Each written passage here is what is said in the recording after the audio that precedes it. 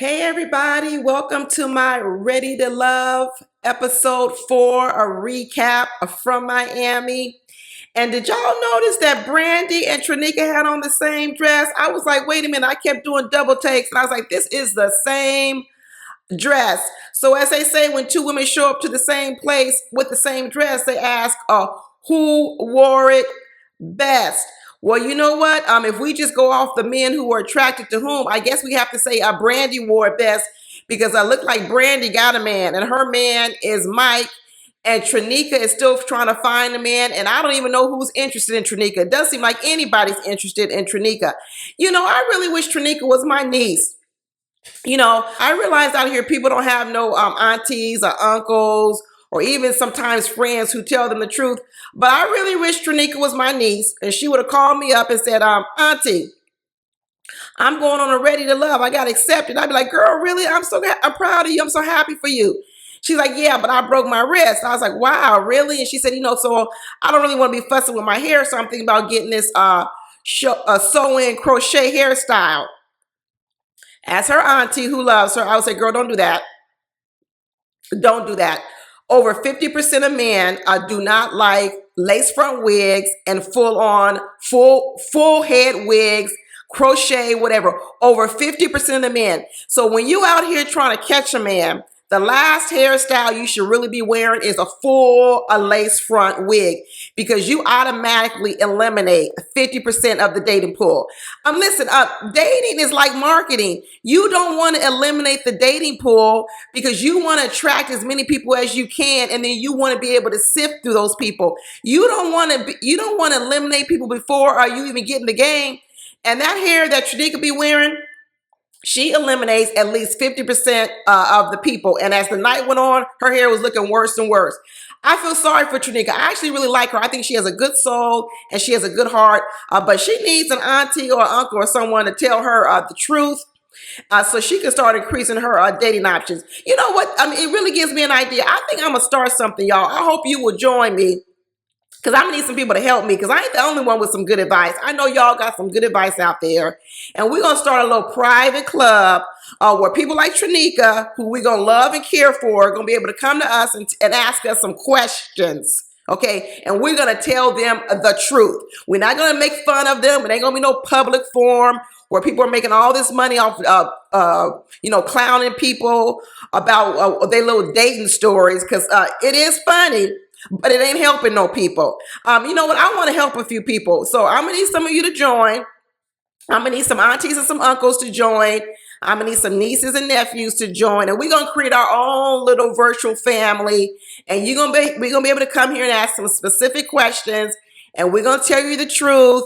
And we're not going to laugh about you behind your back. And we're not going to make no YouTube videos about you like I do on here and all the other bloggers do.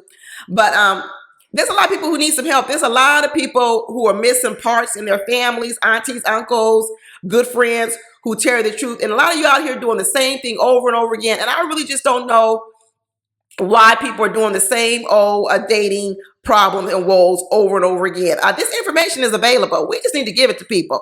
Anyway, you know what? I digress. Let me move on to this review because that's why I'm here, and I'm sure that's why you came. First of all, is it just me, or has it really seemed like all these people have already paired up?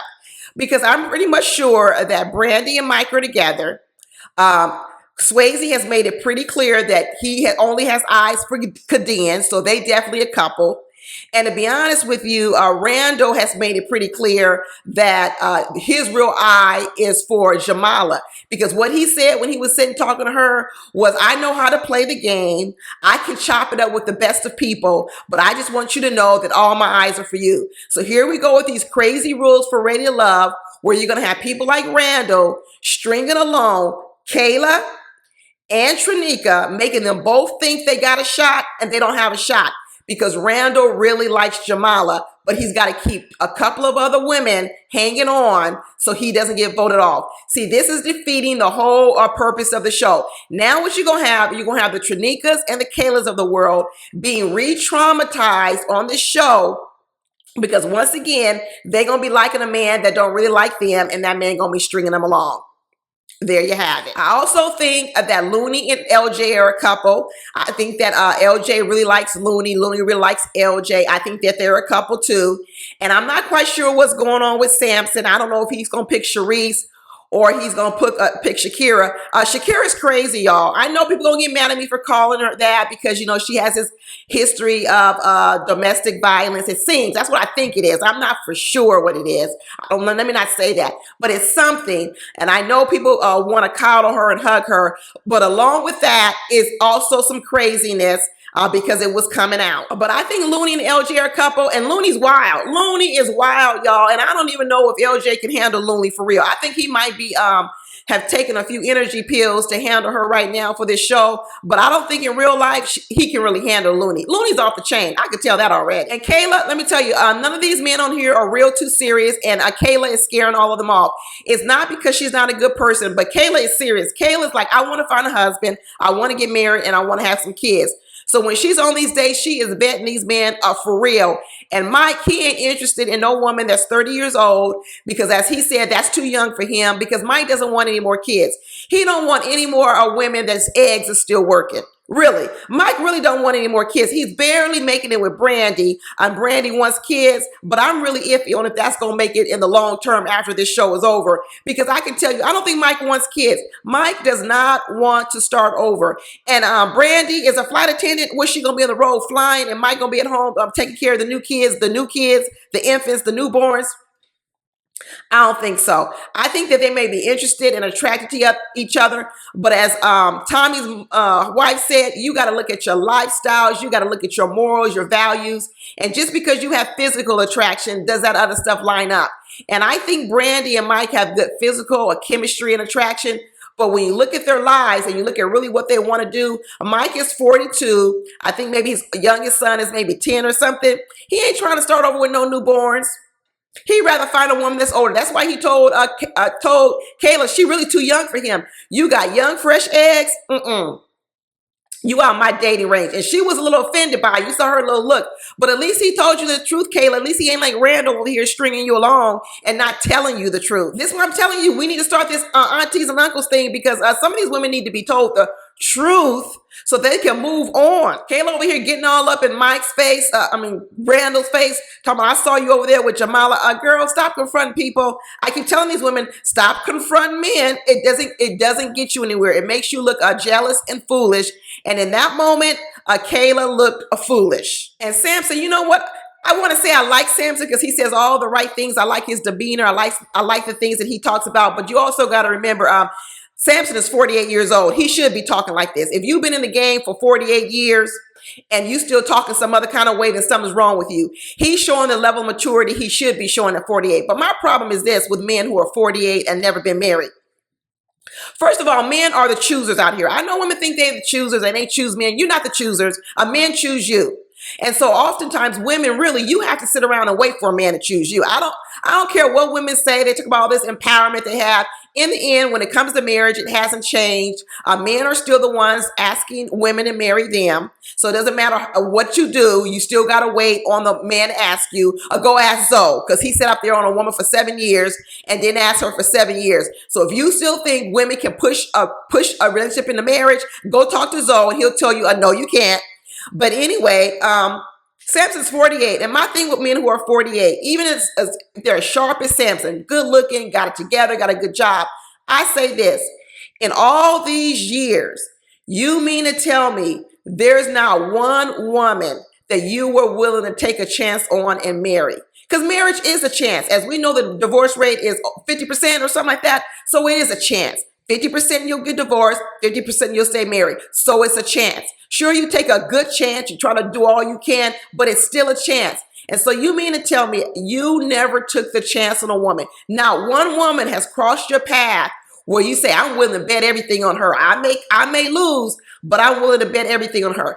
That's what scares me about Samson. Why in all these years hasn't he chosen a woman?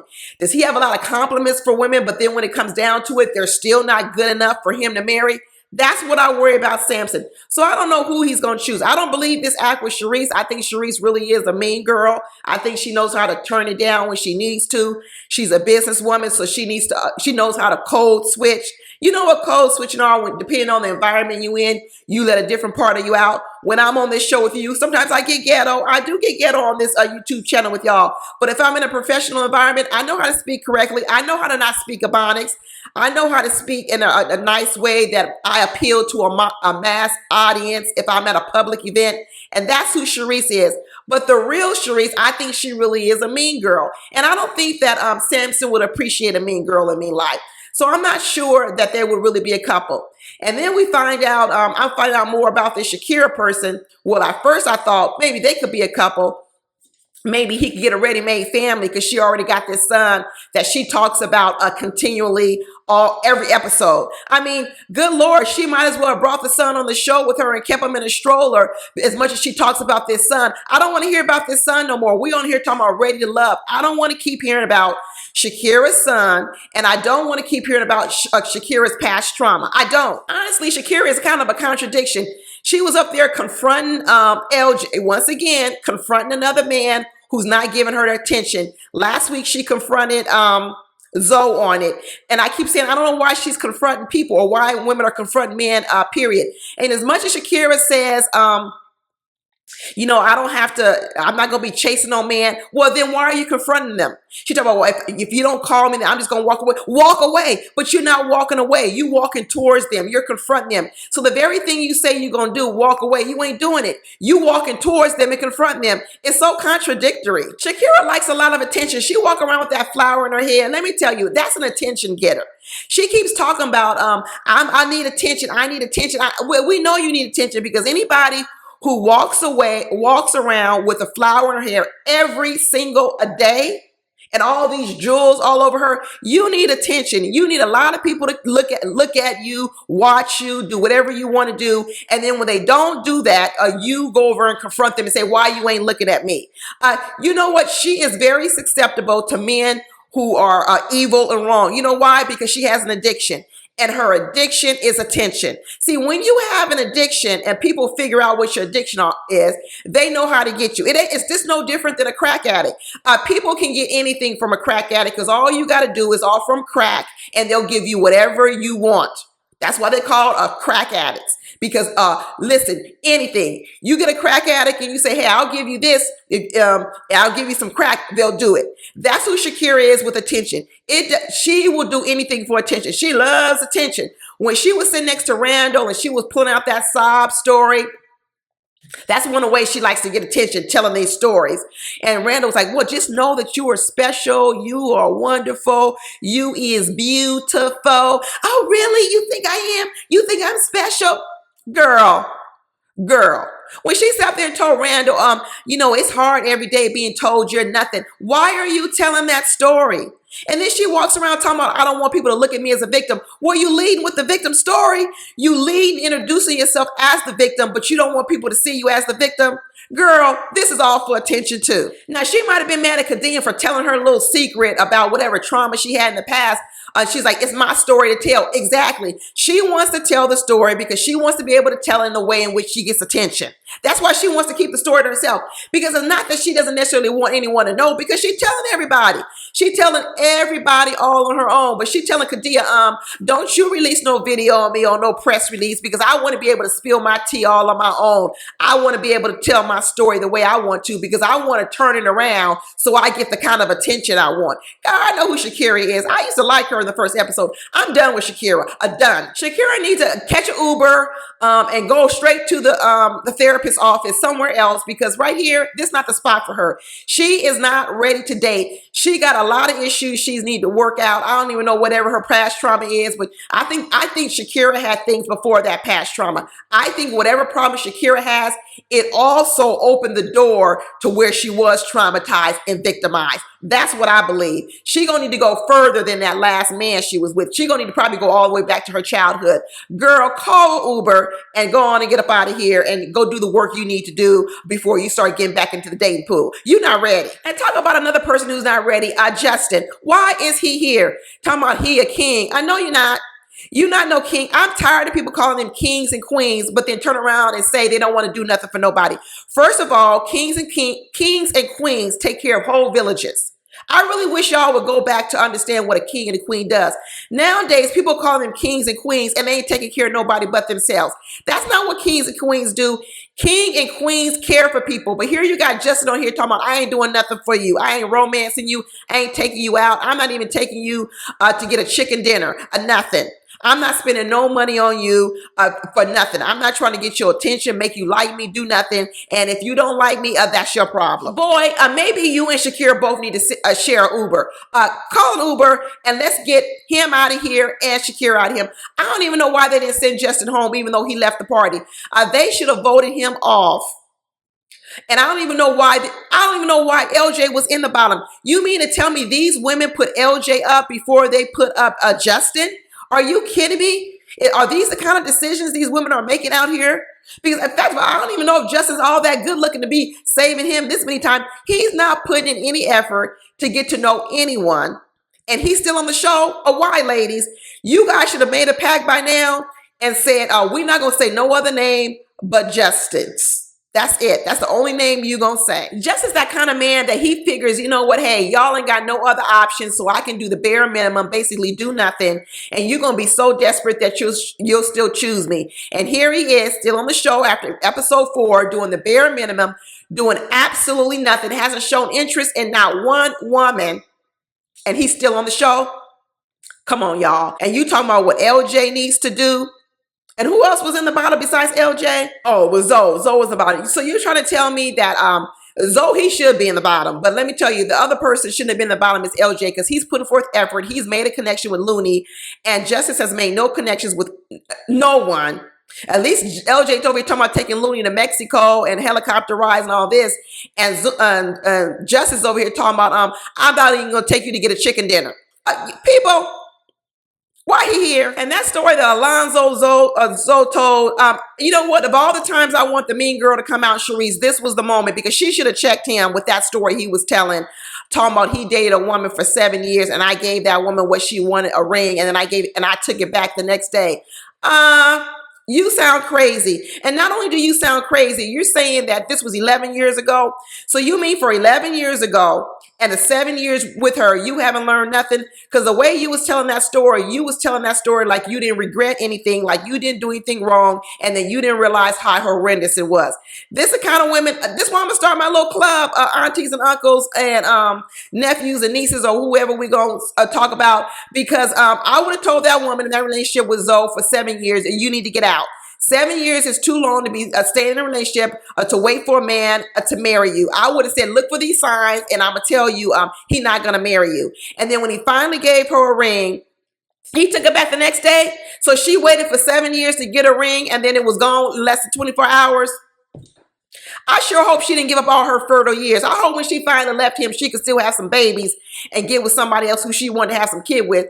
And now 11 years, he's saying he still ain't found no one new. You know why? Because he's stuck. He hasn't learned any lessons. And I said this about women and men, happens to women and men. People get stuck and they do their same old game plan year after year after year. And 1 year turns to 5 years. 5 years turns to 10 years. And now here Zo is at 7 years plus 11 years of being single, 18 years doing the same plan and no different result. But is he ready to abandon his plan? No, he's still out here talking about what he wants. I want this, I want that. No, what do you need to be? That's what you need to start looking at. Stop running around keeping a bad plan, trying to find someone to fit into your bad plan. You need to change your plan. That's the problem. You the problem. I'm telling y'all, dating is like getting a job. If you out here interviewing for 11, 20 years and no one has offered you a job, something's wrong with your interviewing. Something's wrong with you wearing to the interview, like Trenika with them hair and these weaves. Something's wrong with the way you interviewing. Something's wrong with a lot of things. It's just not the companies that are not hiring you. You got to go within and look, and you need to get some honest feedback, right? And you need to listen to some of this honest feedback and try something new. Try something new. Try a 30-day trial on something new. You think you can get a man with a lace front wig? Try something new. Go a month without one. Wear your own hair. I don't know. Press your hair. Wrap it up. I don't know. Wear a partial weave. You know when you leave this part out, but then you get extensions. Men don't mind about that. You all walk around saying, well, married women got lace fronts. Yeah, because they're married. It's just like you having a job. You can do a lot of things once you got the job, but you can't do those things when you're trying to get the job. You guys are doing stuff before you even get the job. You want the job of marriage, you need to play the role, act the role. Once that man falls in love with you, then yeah, he will be okay with you wearing a lace front. But I got men out here telling me, I'm not dating no woman with a full lace front because that's like me wearing a beanie on my head the whole time. He says, women are always saying, well, when am I going to get to know the real you? And they say, when am I going to get to see what's underneath that lace front wig? I'm telling you, women, it is a deal killer. You have so many other options out here. Don't wear them lace fronts. Trenika, this should be a lesson to you, because this was, I don't know, I'm not gonna say it's a wasted opportunity, because it's not, because now you're gonna get some honest feedback, and you can do something different. But all the other women out there, if you shopping for a man and you trying to attract a man, get rid of your lace fronts. I'm telling you, you are eliminating too much of the dating pool. And then once you get a man, you can wear lace fronts and different things and interchange your hair all you want, because that man will love you and care for you. He'll know the real you, and he ain't gonna be so petty about that lace fronts. But when you in dating, when you're in the interviewing stage, don't show up like that. But that's it, y'all. Anyway, I will talk to you later. Tell me what you think of this video down in the comments. I know I was saying a lot. You can agree, disagree with me. I don't care. I love to hear the disagreements and the agreements. But I will talk to y'all later. Bye.